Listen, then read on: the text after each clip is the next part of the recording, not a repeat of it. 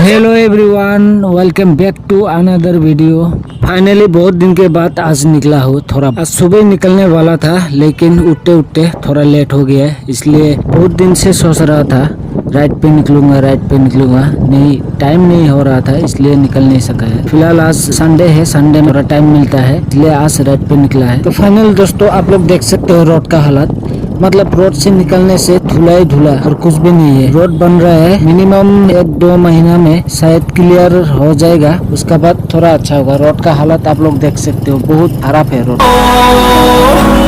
Through the wastelands, through the highways, till my shadow turns to sun rays, and on we'll go. Through the wastelands, through the highways, and on we'll go.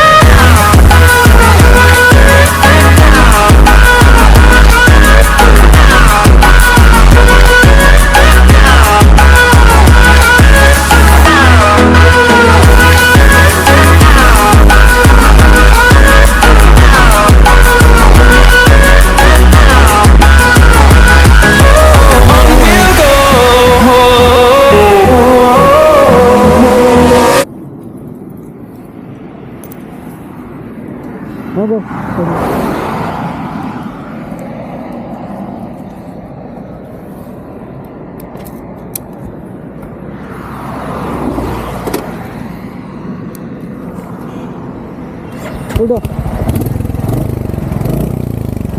उड़ो हाँ